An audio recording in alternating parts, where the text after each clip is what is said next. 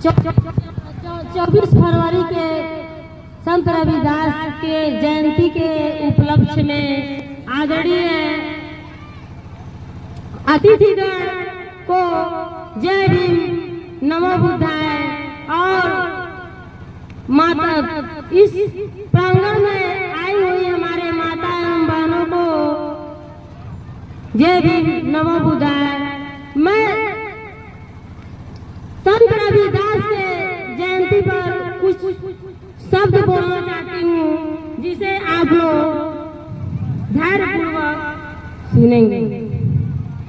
संत रविदास का जन्म वाराणसी उत्तर प्रदेश में सन 1377 ईस्वी में माघ मास पूर्णिमा को चंद्रकाल युग में कुल में हुआ था।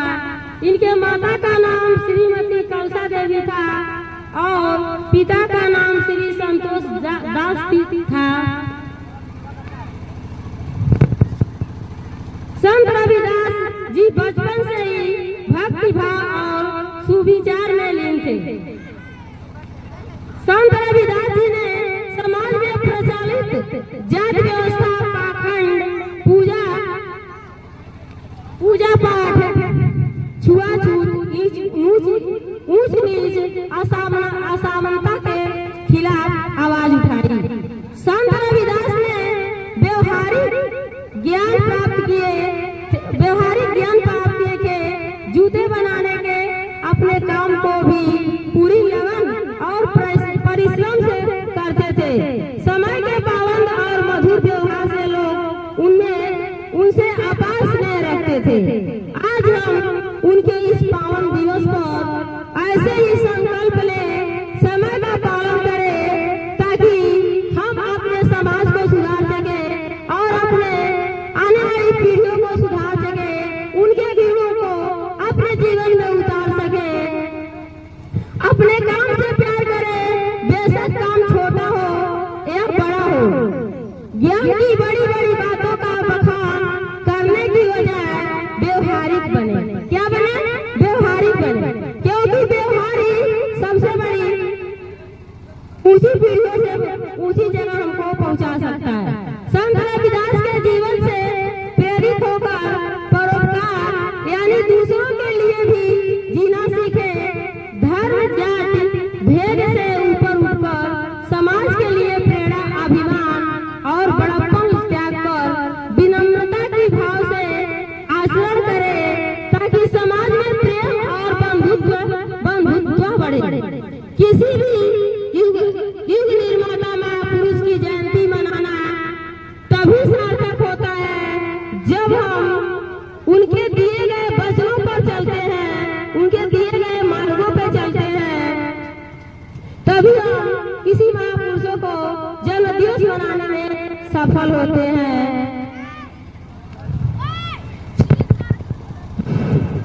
छीन कर खाने वाले का कभी पेट नहीं भरता, छीन कर खाने वालों का कभी पेट नहीं भरता, बांट कर खाने वाला कभी भूखा नहीं रहता, बांट कर खाने वाला कभी भूखा नहीं रहता। ऐसे ही कर्म करते हुए हम संसार की सेवा करें। इस पावन पवित्र अवसर पर ये भी कहना चाहूंगी कि अपने से बड़ों की आदर करें और बहन बेटियों का सम्मान करें, क्योंकि भारतीय संस्कृति और सभ्यता की पहचान हमारे गांव की पृष्ठभूमि में यही है। देश की स्वच्छ संस्कृति की झलक मिलती है, यही स्वच्छ संस्कृति की झलक मिलती है। इंसान बन जाऊं तो इंसानियत जगा सकती हूँ, इंसान बन जाऊं तो इंसानियत जगा सकती हूँ, खुदा बन जाऊं तो रूहानियत जगा सकती हूँ, खुदा बन जाऊं तो रूहानियत जगा सकती हूँ। घर मिल जाए तेरे दर्द जैसा ही दर्द मुझे, तो तेरा दर्द सुनाकर दुनिया को रुला सकती हूँ, तो तेरा दर्द सुनाकर दुनिया को रुला सकती हूँ। भक्ति में शक्ति बंधु, शक्ति का एहसास है, भक्ति में शक्ति बंधु, शक्ति का एहसास है। ऊंचा नीच का भेद मिटाया वो परम संत रविदास है, वो परम संत रविदास है। कौन सी ऊंची जात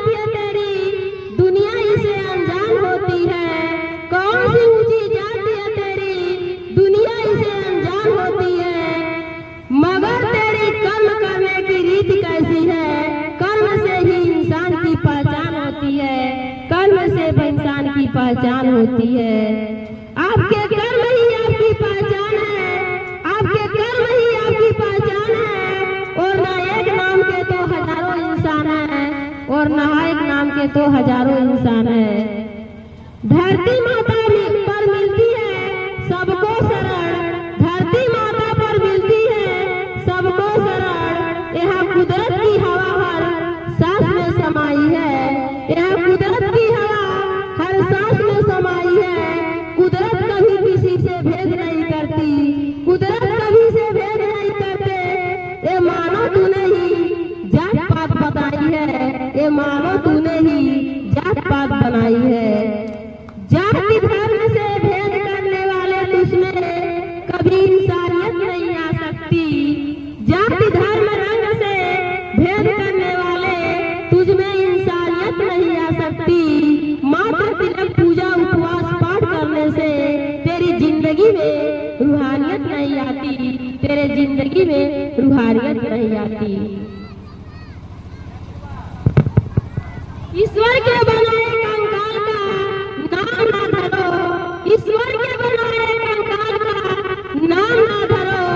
जाति भेद से किसी को बदनाम ना करो, जाति भेद से किसी को बदनाम ना करो। ऊंच नीच अराजकतावादी लोगों से वृद्धि है, मात्र जाति से आदमी की पहचान ना करो, मात्र जाति से आदमी की पहचान ना करो। ना हुनर मेरे पास है, ना किस्मत मेरे पास है, ना हुनर मेरे पास है, ना किस्मत मेरे पास है। सतगुरु रविदास संत गुरु साथ रहता और फिक्र हुए, क्योंकि मेरे संत गुरु रविदास मेरे साथ है, सतगुरु रविदास मेरे साथ है। उठ बेदे सिमरन करिए, उठ बंदे सिमरन करिए। घड़ी न जाए बीत तू सोया सतगुरु जागे, गुरु से लगा ले प्रीत, गुरु से लगा ले प्रीत। गुरु बाप के उपकार का कैसे चुकाऊं मोल, गुरु बाप के उपकार का कैसे चुकाऊं मोल। लाख कीमती धन वाला गुरु है मेरा अनमोल, गुरु है मेरे अनमोल। ओ जन्म में उनका ना आदि है ना अंत है, अविनाशी है, कालोपारी है। पंच महाफूलों से साथ सतगुरु रविदास है, संत गुरु रविदास है। तेरी कृपा बिना तो कोई बात भी नहीं होती, तेरी कृपा के बिना तो कोई बात भी नहीं होती। अजीब है ये दास्तान, तभी तो तेरे दर्शन के बिना हमारे दिल की शुरुआत ना होती, मेरे दिल की शुरुआत ना होती। लोग बेताब से मिलने को मंदिर के पुजारी से, लोग बेताब से मिलने को मंदिर के पुजारी से। हम दुआ लेकर आ गए बाहर बैठे भिखारी से, बाहर बैठे भिखारी से। इसी के साथ मैं अपनी वाणी को विराम देते हुए मैं सोहर गीत प्रस्तुत करने जाती हूँ। जो कोई भी त्रुटियां हो उसे मैं आप लोग से क्षमा चाहती हूँ। कहाँ में जन्मे गुरु रविदास, कहाँ अम्बेडकर साहेब हो। ललना कहाँ में जन्मे कांसी राम, बहुजन घर आसवर होला हो। ललना कहाँ में जन्मे कांसी राम, बहुजन घर आसवर होला हो।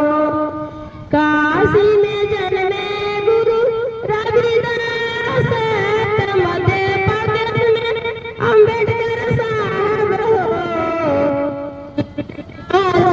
जिला जन्मे कांसी राम, बहुजन गरवा सोर होला हो।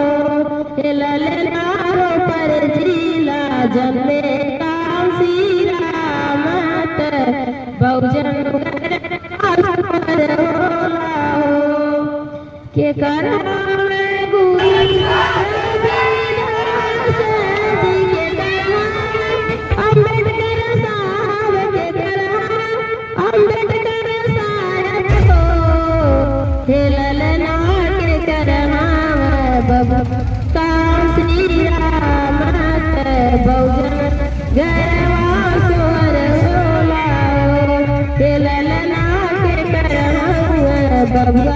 काशी राम ते बहुजन घरवा सोहर होला हो। माता कालसी देवी जी के रविदास भीमाबाई अम्बेडकर साहब हो। ललना मिशन तोर के बबुआ काशी राम ते बहुजन घरवा सोहर होला हो।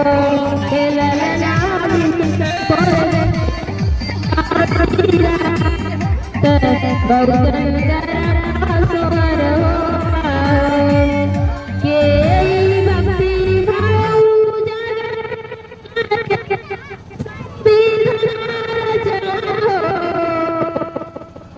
जे भक्ति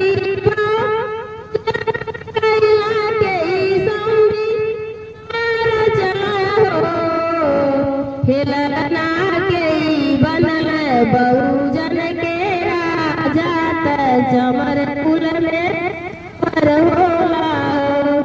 ललना के बनल बहुजन के राजा त चमर कुल में सोहर होला हो। ललना पर जिला श्री राम ते बहुजन घरवा सोहर होला हो। गुरु रविदास भक्ति बहुजन बाबा संविधान चला हो। गुरु रविदास भक्ति बहुजन बाबा संविधान चला हो। ललना काशी राम बहुजन के राजा ते बहुजन घरवा सोहर होला हो। ललना काशी राम बहुजन के राजा ते बहुजन घरवा सोहर होला हो। इसी के साथ मैं अपनी बाणी को भी जय भीम नमो बुद्धाय। इसी के साथ मैं अपने बाणी को दो शब्द अपने गांव के महिलाओं और पुरुषों को थोड़ा देना चाहती हूँ। क्योंकि देखिए, जब तक हमारे समाज में शिक्षा नहीं रहेगी तब तक मैं आगे नहीं बढ़ सकती। अगर जब आगे नहीं बढ़ सकती तो मैं कुछ जान नहीं सकती हूँ। क्योंकि सबसे पहले समाज में शिक्षा चाहिए। क्योंकि शिक्षा उस शेरनी का दूध है जो पीते हैं वो किसी भी दुनिया में जाकर दहाड़ते हैं। क्योंकि शिक्षा है अनमोल रतन, इसको करो खूब जतन। क्योंकि सभी माता बहनों से अनुरोध है, जो भी भूखा उसको भूल जाइए, लेकिन जो आने वाली पीढ़ी है वो हमारी पीढ़ी शिक्षा से वंचित न हो। क्योंकि अपने बच्चे को वो एक आने वाले भविष्य है। क्योंकि उस भविष्य के साथ थोड़ा सा समय निकाल दीजिए अपने बच्चों के पास, ताकि बच्चे शिक्षा के मार्ग पर तेजी से दौड़ पड़े। और जब शिक्षा के मार्ग पर तेजी से दौड़ेंगे तो शिक्षा से संबंधित जितने भी कोई भी दिक्कत आएगी उसे सॉल्व आसानी से कर सकते हैं। इसीलिए अपने माता बहनों से मैं अनुरोध करती हूँ, प्रार्थना करती हूँ कि अपने बच्चों की प्रथम पाठशाला माँ होती है।